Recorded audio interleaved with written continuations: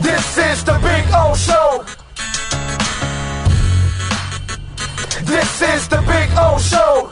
All right, we're back here, hour number 2 here at Hialeah Park, and don't forget, folks, you can use our QR code, and we'll show it to you later, so you can get a $100 no regret first bet here at Hialeah Park.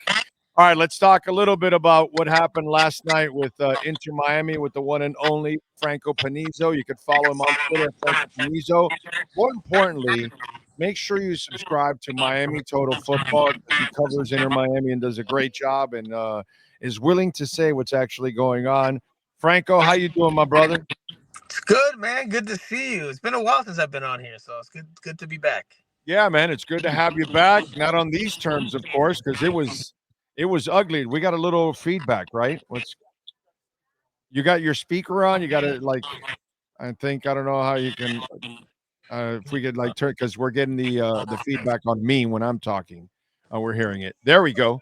Now. All right, so last night was ugly. Dude, it was ugly in Vancouver. They look kind of old and slow in Vancouver. And then last night, I mean, there was one play where one guy just bumped Messi, took the ball away, and it just kind of looked, it has, what are they, 2-4-2, I believe, in their last 8 games. What's going on, dude?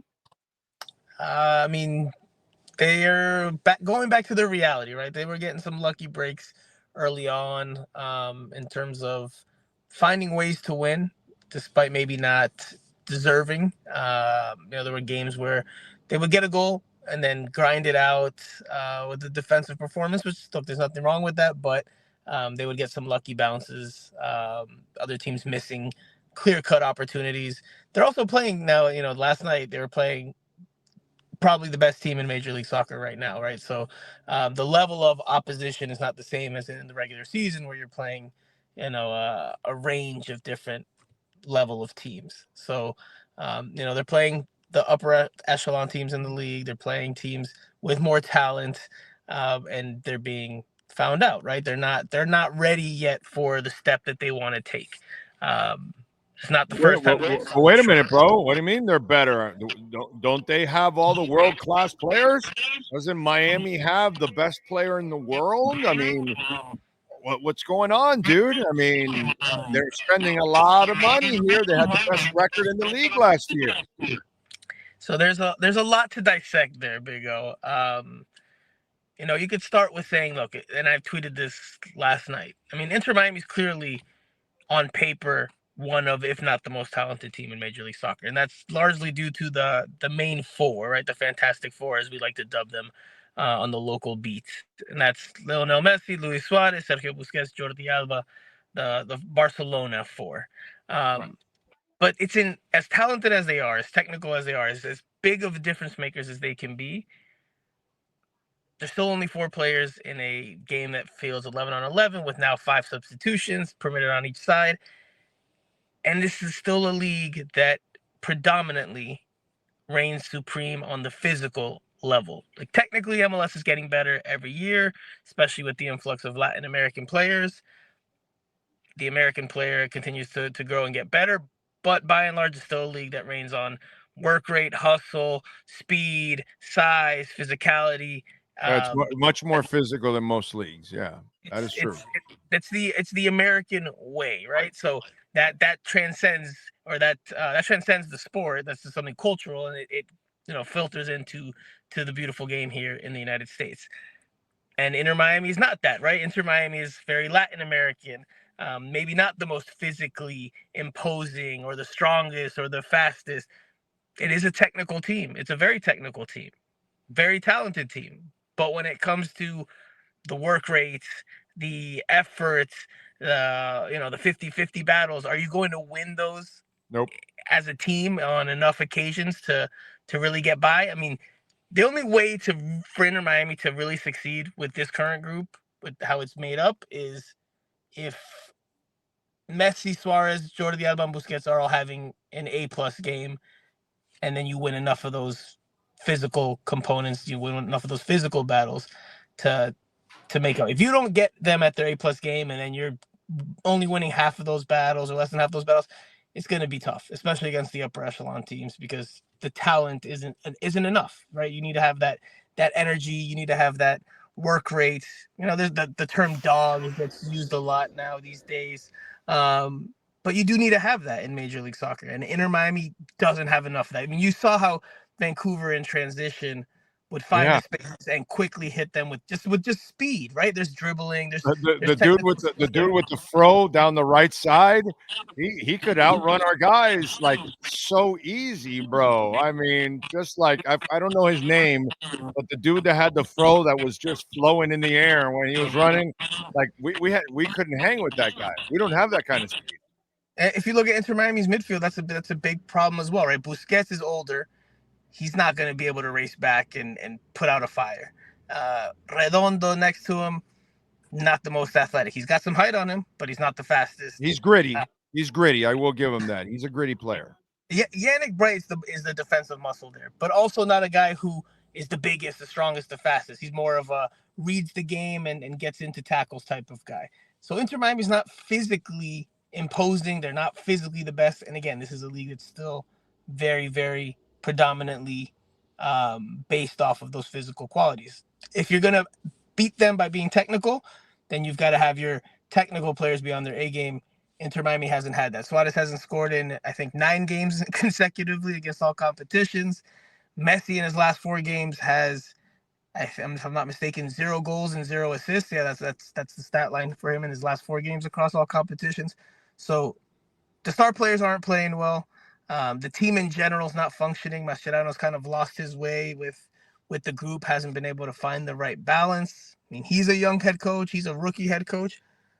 But it all comes down to for me, it comes down to one thing, Big O. And I know that you retweeted this earlier today. I mean, this is Inter Miami, but this is Project Messi. The country club, right? And it's country club. I think it's a novelty team, is what it is. It's for our Argentine community to go out and reminisce with the greatest player of all time in their lifetime, and obviously overall, if you want to say 1, 2, or 3 between him, Maradona, and Pele or whatever, it's kind of like a novelty team, is what I'm seeing from these guys. Because when it comes to quality wins, bro, what you did against Atlanta last year is disgusting, and how you went out here on the CONCACAF is embarrassing. Moss is paying a lot of money, and he ain't getting his money's worth. Well, he's not getting his money's worth on the sporting side. Maybe in the marketing side, on the jersey sales side, he's making his money as on the commercial side. The drinks and all that shit. Yeah. On the sporting side, though, you're right, and that's where I think some hard questions have to be asked. If the sporting side is actually important here, if it's not, then you can keep doing what you're doing. People will continue to turn out. Yesterday they were getting beat 3-1. They're practically eliminated, and some fans started chanting Messi in the stadium. So if it's just about commercial success, then they can keep doing what they're doing. If they want to actually compete and try to win something, then they have to really take a hard look in the mirror and start addressing some of these issues, because a lot of the issues for me go around the project being too focused on appeasing Messi and pleasing him and making him happy. Look, I get you have to make your star player happy so he's comfortable, especially if you want him to. But it can't be a fantasy team, bro. Correct. It can't be a fantasy team. There's a fine line there. And okay, so I got a multi-level question for you, and you know way more than I do about this shit. Okay, now you had a different opinion about one of these parts. Maybe it's changed. Okay, so first of all, let's go on this. Over the last year, we have seen players be traded away from here. Players that actually were very supportive and you needed it. An example, Campana. I think you need Campana right now. You just said Suarez can't score with a fistful of dollars in a whorehouse. Messi can barely score. Campana was at least a guy that can do that for you and be in, maybe play off of Messi, open it up for Messi, open it up for Suarez, because you've got to worry about him. And other players that I'm not saying Gressel or whatever, but just overall, there have been several players that have been traded who were kind of foundationally guys that you needed around these guys. Has that been a mistake over the last year? So I will say yes and no, and that's riding the fence. But look, I think with MLS and a lot of people, maybe I'll lump you in there. Maybe a lot of people don't understand the complexities of MLS. It's not like other soccer leagues where you can just add as much talent as you want and you have unlimited spending. But would In you be MLS, better right now with some of the pieces that you lost? Could they still handle some of those so pieces could on this so team? so could you have kept Leo Campana while also needing to pay Jordi Alba more? Because this year he's a designated player. Last year he wasn't, right? So his cap hit goes up. It gets very complex. In MLS, you have to, at some point, do away with very good players because you just can't fit them all under the salary cap. It's just not possible. So while they're serviceable players, while they've proven something, if they're not out and out starters or even like lights out starters, then at some point you're going to have to make some tough decisions. I mean, we've seen that over the course of Inter Miami's Okay, brief so history. so We see did it they across make the the board for other mistake? teams. So did they make the mistake of trading some of these foundational players around them instead of keeping the four stars together? Let one of the stars go that might have helped you pay for a bunch of these guys. My point is, are they a better team because of it a year later on all the guys that have left, or could you have managed it a lot better? That's question one. Can it be managed better? Sure, it should have been managed better. But I mean, without knowing the exact numbers, you can't. It's hard to say.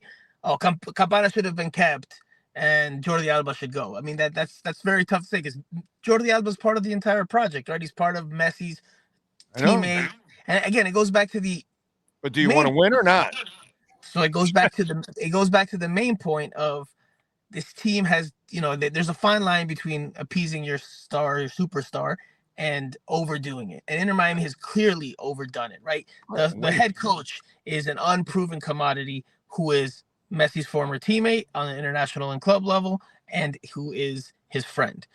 The other three stars, the high-paid stars, are Messi's former teammates and friends. The guy who is running the show on the sporting side, who has not even been officially announced by the organization for whatever reason, but we know it's been reported, it's been out there, is Messi's footballing godfather. Messi referred to him as a footballing godfather earlier in his career. So it's all tailor-made for Messi. And is Messi the GM as good as Messi the player on the field? Probably not, right? Probably there should be someone who understands that Messi wants things a certain way, maybe gives into some of those desires or those wants, but doesn't give in to every demand, right? There should be Yeah, someone but that you're draws a not fine winning, line. bro. You're not winning. You're not winning anything significant here, and that's where. Okay, so part two of this multi-level question: Chris Henderson, was that a good move or is that a terrible move? So it's easy to say now it's a terrible move, Well, but wait, well then part three of the question: who's in second place in the West? no, Is Neville a better because you weren't a no, fan of Neville? Is no, Neville no. a better coach than what you have here right No way. now? No way. No way. I mean, is he better than Mascherano? I mean, Mascherano's in his first year coaching at the club level. So, I mean, the jury's out on Mascherano, right? And right now, the things aren't looking too great for him. But there was already questions. I know Neville's winning and he's adjusted. No, but if you the initial move was Phil Neville or Tata Martino, and Tata Martino is light years ahead of Phil Neville. Now, Well, Phil Neville better than he Mascherano? lost to Atlanta in the first round. I don't know about that. Tata choked badly there. He didn't get the job done either, bro. I mean, Phil Neville didn't even get into the playoffs in one Well, season. he didn't have these guys. Oh, but he had Gonzalo Higuain. He had Pizarro. I mean, he didn't have a Come terrible on, team bro. either. Come on. You didn't say that with a serious face, right? He didn't have a terrible Right. team. Okay, so wait a minute. These guys can't win with Messi, but you want them to win with the guy that smokes cigarettes on the field. Oh, no. There's levels to this, Big O. There's levels to this. Come on, There's Panizo. levels to this. Whether you like Neville or not, you have to admit he's become a better coach, and he's better than what you have here. Let's see where the season ends for the Portland Timbers before making. I'm just saying, if you make better decisions with your free agents, that you have gutted your team that around. If you kept Chris Henderson, you probably didn't give him the power. Listen to him. If you kept Neville, and instead of catering to Messi, would you be a much better, more rounded team right now? Is just the question. Because, dude, I work there, Henderson, and I know the overzealous and decisions that they make there on the whim. They do that there a lot. They change directions like this. And so I kind of think that, your owners have been very meddling in all of this and have created more problems for themselves. That's kind of the way I look at it. But could you have kept a Chris Henderson if the plan from Messi and his entourage are, nope, we're bringing in someone that I'm more comfortable with, that sees that game this way and that has more connections in South America? Like, could you keep him? That's where the question lies, right? Yeah. I just, we lost you. You're going to call. Lost you. Lost you. Can't hear. Can't hear. Lost you. Can't hear. Can't hear. There we go. There we go. I think he figured out something. Now he'll hopefully come back from the call. But to me, there's a lot of mismanagement, and it's become just a country club atmosphere there. And that's why they don't win. And they've got, some of the greatest players that have played recently, and one that is considered the greatest player of all time. And they don't win anything, dude. I'm back. My girlfriend decided to call me. As you can see, I'm in my car. So my girlfriend tried to call me. She probably thinks I'm with somebody else, but I'm only with the Big O. That is so. Explain to us, because I see changes, and I know how they work over there, and I just kind of see that it's kind of like a fantasy team that's being run out there. Yeah, I mean, there's going to be changes made, right? That's going to have to be the takeaway from last night, right?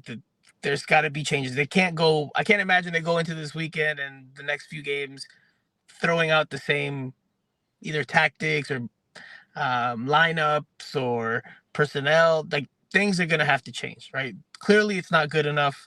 Clearly, they are not at the level they want to be at. So that means that there's going to be some hard conversations to have, right? Does Suarez continue to be the every game starter when he's clearly showing that he's lost a step, lost some confidence? Maybe that's something that has to be looked at a little bit more. Maybe the system has to be changed. I mean, I don't think Mascherano's going anywhere. I don't think, despite last night's disappointment and failure to lose to an MLS team in the CONCACAF Champions Cup, I think they're going to stick with him for a little bit longer at least. But definitely something has to change. Franco, is there answers? I don't see answers. You're stuck with what you have. I don't think there's anything that's going to bail you out, any formation changes or anything like that. So there's a transfer window that opens in June, and Inter Miami could sign somebody there. And I know that they've been linked with, and I know this firsthand from information I have, they've been very interested in Kevin De Bruyne, the Belgian midfielder. They've also been interested in Angel Di Maria, which Argentine national team player, former Argentine national team player, another one of Messi's buddies, but he is very talented, more of a winger. So those are two players that they've been targeting. I mean, if you get one of them, you bolster the talent level even further. But you got to dump one of the four, right? You got to dump Suarez then. You could bring in one of those for a decent cap hit because it's mid-season. That doesn't make them a DP, at least for this season. So you don't have to necessarily dump one of the four. So if you get another player, yes, you have, even more talent. Now, it doesn't guarantee anything because you still have to work and function as a team. But that could be something that helps bring some more optimism because, right, like you said right now, with what they have right now, there's not a lot of room for optimism that they can hit the ultimate goal of being a championship team. You agree on how Calendar's been treated? Yes.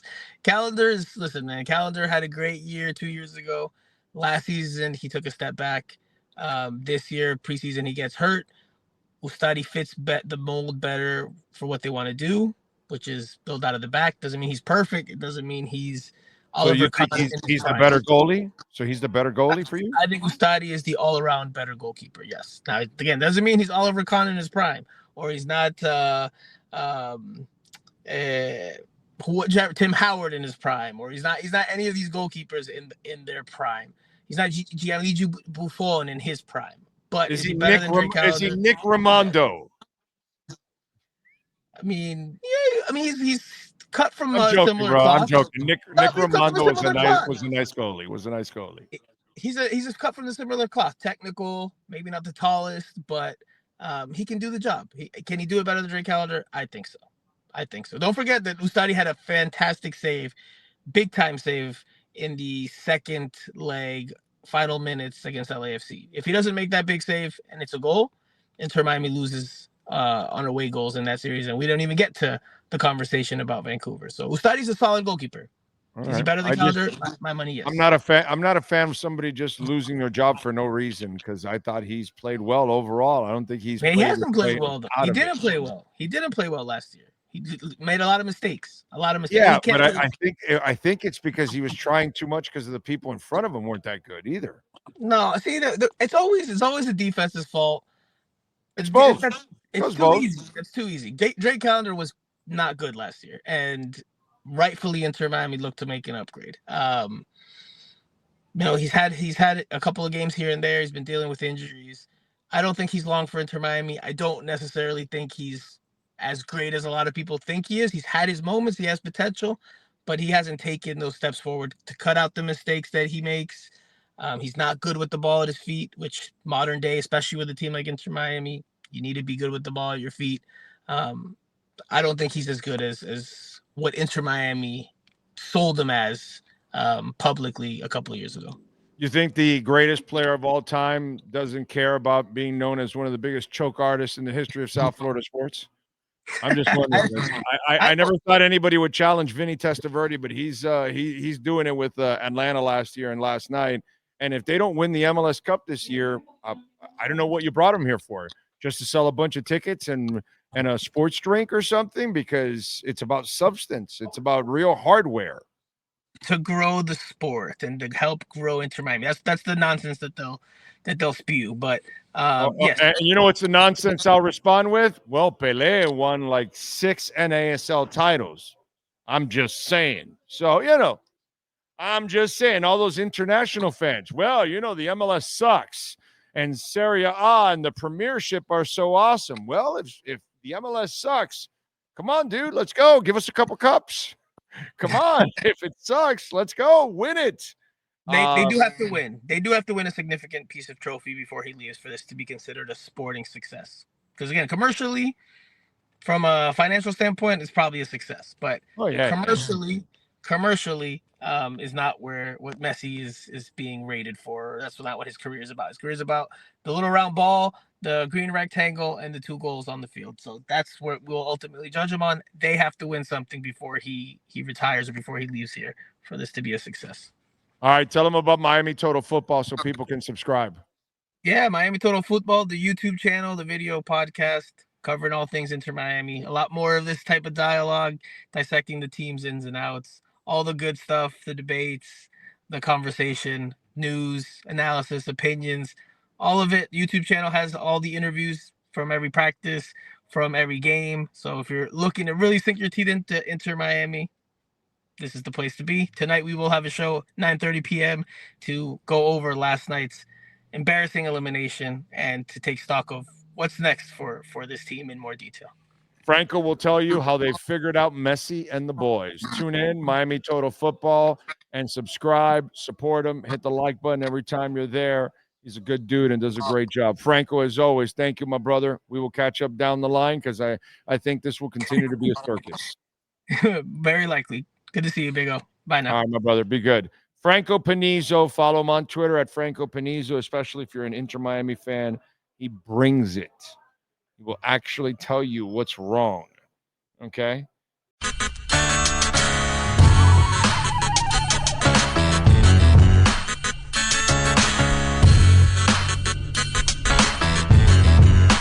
This is the Big O Show. This is the Big O Show.